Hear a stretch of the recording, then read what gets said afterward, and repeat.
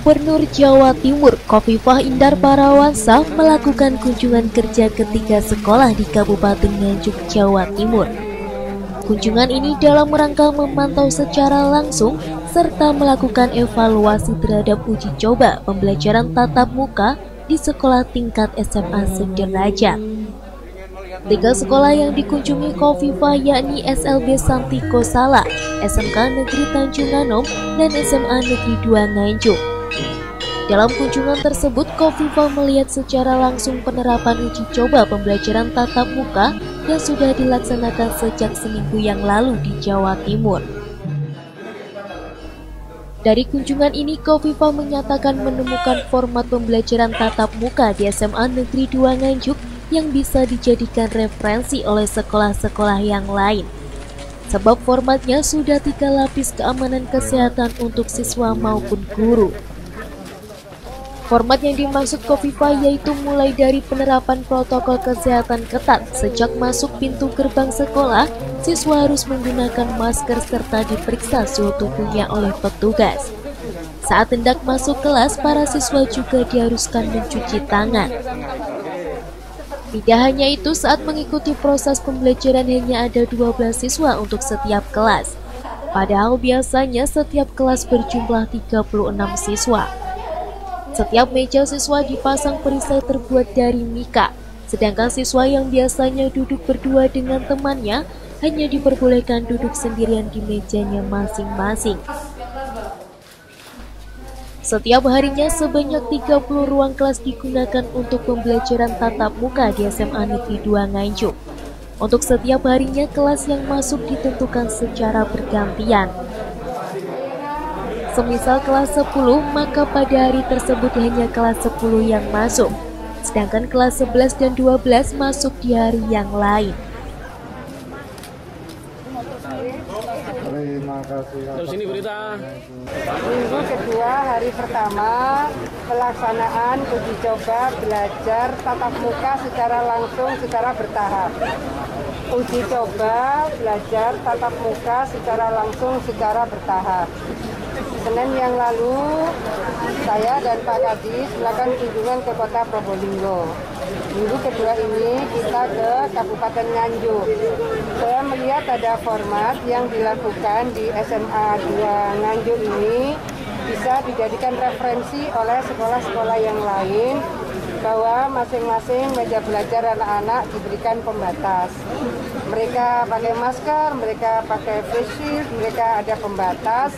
Insya Allah ini cukup secure bagi anak-anak karena sudah triple security ya. Nah, lalu kita bisa melihat AC dimatikan karena ventilasi udara dimungkinkan untuk memberikan suplai oksigen di ruang-ruang kelas. Kemudian yang masuk adalah 25% dari jumlah siswa. SOP-nya adalah 25% dari jumlah siswa. Kemudian tetap dengan protokol kesehatan yang ketat. Teman-teman, seluruh dunia ini tidak tahu kapan penyebaran COVID-19 itu berhenti.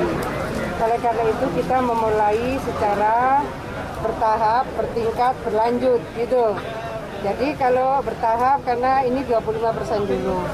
Kemudian kita melihat bagaimana nanti gugus tugas kabupaten kota memberikan rekomendasi bagi seluruh penyelenggara sekolah SMA, SMK, SLB, SMA, SMK, SLB. Nah, baru kemudian kita bisa melakukan evaluasi diskusi hari ini dengan Pak Bupati. Proses uji coba ini akan dilakukan selama 3 minggu. Jadi kalau selesai 3 minggu mungkin ada evaluasi ke dalam, apa siswanya dimungkinkan untuk ditambah atau jam pelajarannya. Pokoknya kesehatan tetap prioritas.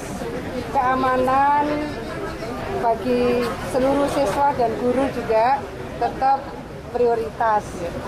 Sambil berseiring kita melakukan blended learning atau hybrid learning.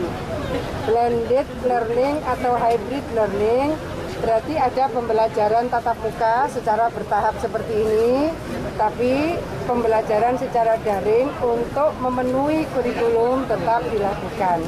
Kira-kira itu. Jadi banyak pertimbangannya. Yang pertama untuk mengefektifkan adik-adik ini supaya belajar ke sekolah tidak hanya di kampung. Makanya kami usahakan untuk melaksanakan kegiatan di sekolah. Tapi akan dievaluasi dalam 3 minggu nanti. Mudah-mudahan 3 minggu nanti bisa dievaluasi dengan baik untuk bisa dilaksanakan jumlah jamnya maupun jumlah siswanya.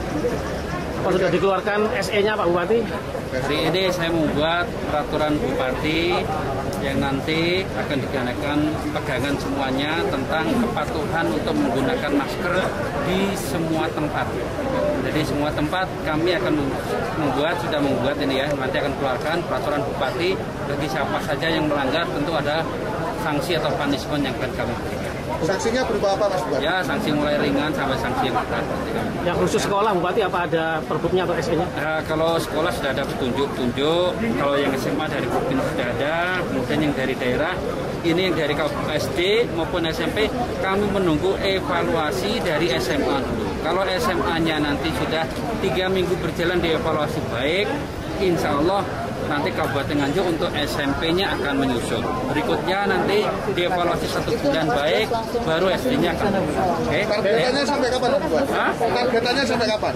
Kemudian September bisa clear semuanya nanti ya. Untuk di Kabupaten Nganjuk, penerapan uji coba pembelajaran tatap muka akan dilangsungkan selama 3 minggu.